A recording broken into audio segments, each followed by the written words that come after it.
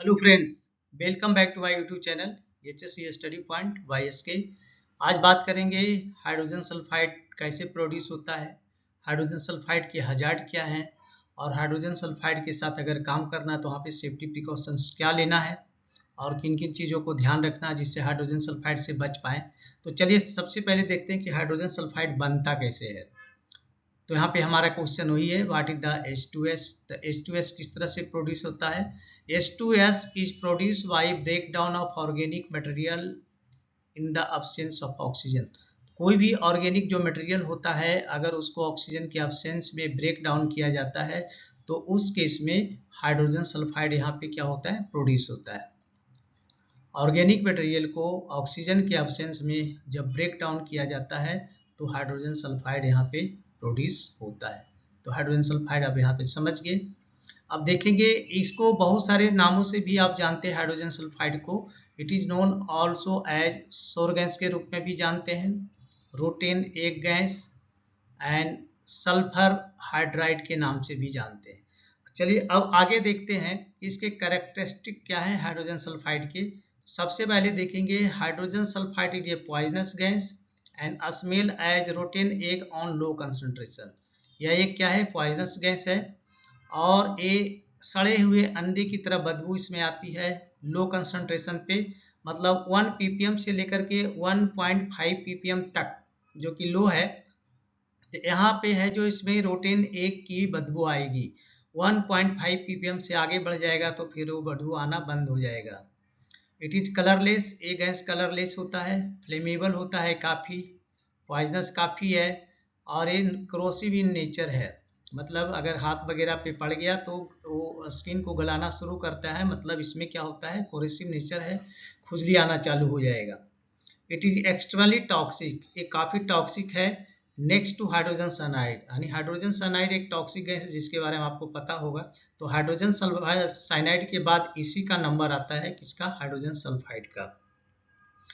It is 5-6 times more toxic than carbon monoxide. Carbon monoxide भी एक क्या है, पॉइजनस गैस है, तो उससे फिर 5 to 6 टाइम ज़्यादा ही टॉक्सिक है हाइड्रोजन सल्फाइड, यानी कार्बन मोनोऑक्साइड से भी ज़्यादा है। चलिए अब नेक्स्ट देखते हैं नेचर ऑफ H2S, इसके क्या क्या नेचर है। तो अभी अभी मैंने वहाँ पे कैरेक्टरिस्टिक में भी बात किया। यहाँ पे एक्सट्रीमली फ्लेमेबल है, यानी रेटिंग अगर इसका करेंगे तो 4 है। टॉक्सिक पॉइजनस काफ़ी है, अगर इसका हेल्थ पे रेटिंग करेंगे तो यहाँ भी 4 है। कोरोसिव नेचर का होता है, हैवियर देन एयर होता है, तो हैवियर देन एयर होने के कारण ये बॉटम में बैठ जाता है। कलरलेस होता है, smell like rotten egg on low concentration, अभी बताए 1.5 ppm तक ये लो सड़े हुए अंडे की इसमें बदबू आएगी, उससे ज़्यादा हो जाएगा तो नहीं आएगा। Loss of smell power on high concentration, अगर इसका हाई कंसंट्रेशन मतलब 1.5 ppm से ज़्यादा हो गया तो इस केस में वहाँ पे स्मेलिक पावर को ही ख़त्म कर देता है। ये जब अगर फायर जलेगा तो ब्लू फ्लेम देगा, blue flame on fire. Produce sulphur dioxide on burn, अगर ये जलता है तो इससे सल्फर डाइऑक्साइड बनेगा जो कि ऑल्सो ये भी एक क्या है, टॉक्सिक गैस है। सल्फर डाई SO2 भी एक क्या है, सल्फर एक पॉइजनस गैस है, टॉक्सिक गैस है। सॉल्युबल इन वाटर, ये वाटर में घुल जाता है। H2S मेजर इन ppm, इसको ppm में मेजर किया जाता है, मीन्स पार्ट्स पर मिलियन। इसका LEL जो होता है लोअर एक्सप्लोसिव लिमिट होता है 4.3% by volume in nature and upper explosive limit होता है 46% by volume in air. Time weighted average की बात करें तो यहाँ पे इसका 10 ppm होता है, अगर 10 ppm यहाँ पे है यानी 8 घंटा काम कर सकता है। स्टिल मतलब शॉर्ट टर्म एक्सपोजर लिमिट जो इसका है वो 15 ppm है, यानी 15 मिनट तक यहाँ पे काम कर सकता है।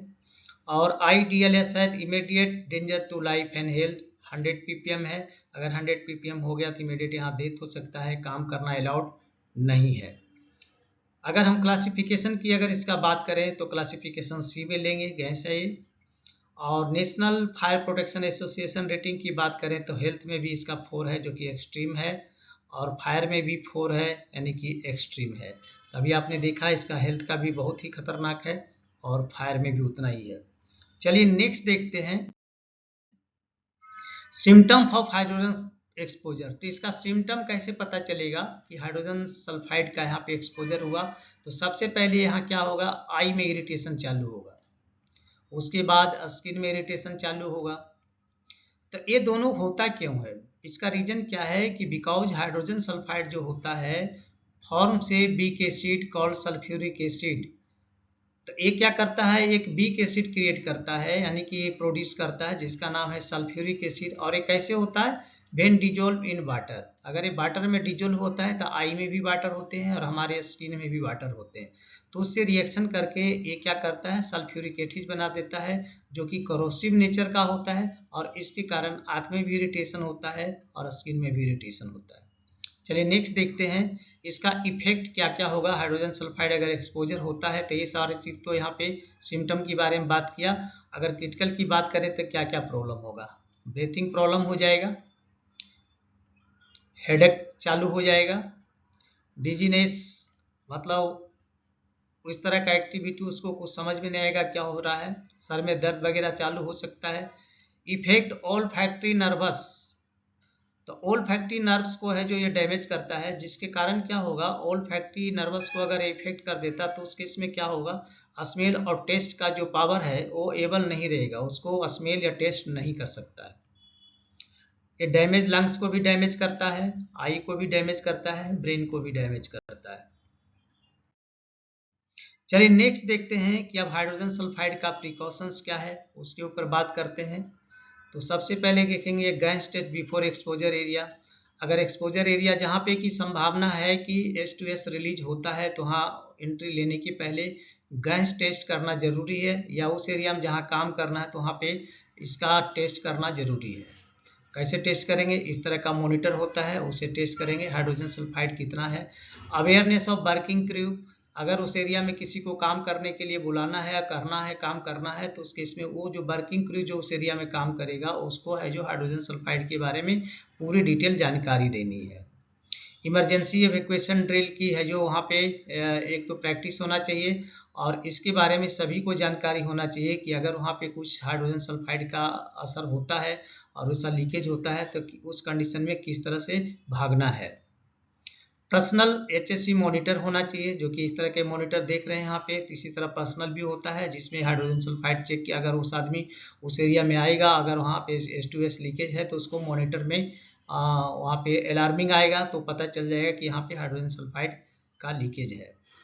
स्केप मास्क, इमरजेंसी केस में वहाँ पे जो स्केप मास्क रखे रहते हैं पर्टिकुलर लोकेशन में, वहाँ पे वो स्केप मास्क पहन के भागना है। स्केप का मतलब होता है भागना, मास्क मतलब वो मास्क जो होता है उसको पहन के वहाँ से भागना है, ना कि ये पहन के दूसरों को बचाने की कोशिश नहीं करना है। नेक्स्ट है airline breathing apparatus for long time work. अगर इस पर्टिकुलर एरिया में अगर काम करना है और वहाँ पे H2S का एक्सपोजर अभी भी है तो उस केस में यहाँ पे एयरलाइन ब्रीथिंग एपार्टस का इस्तेमाल किया जाता है। और इसका इस्तेमाल इसलिए किया जाता है कि हम यहाँ पे उसके थ्रू लंबे समय तक काम कर सकते हैं और उसको फ्रेश एयर है जो बाहर से मिलता है पाइपलाइन के थ्रू। नेक्स्ट देखेंगे सेल्फ कंटेन्ड ब्रीथिंग एपार्टस।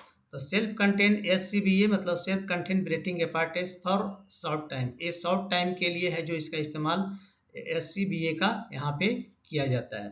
तो चलिए दोस्तों, अभी आपने देखा कि हाइड्रोजन सल्फाइड गैस क्या होता है, इसकी कैरेक्टरिस्टिक क्या होती है, इसके नेचर क्या होते हैं, एक्सपोजर का सिम्टम क्या होता है, और हाइड्रोजन सल्फाइड का एक्सपोजर हो तो उसका इफेक्ट क्या होता है, और इसके सेफ्टी प्रिकॉशंस क्या है, इसके बारे में जाना। तो चलिए मैं आपसे यहाँ पे रिक्वेस्ट करूँगा, अगर आप हमारे चैनल पे नए हैं तो प्लीज़ चैनल को सब्सक्राइब करें, दोस्तों में ज़रूर शेयर करें और बेल आइकन को ऑल पे सेट कर दें ताकि हमारी सभी वीडियो का नोटिफिकेशन आपको टाइम से मिले। तो चलिए मिलते हैं आपसे नेक्स्ट वीडियो में, तब तक के लिए जय हिंद, वंदे मातरम।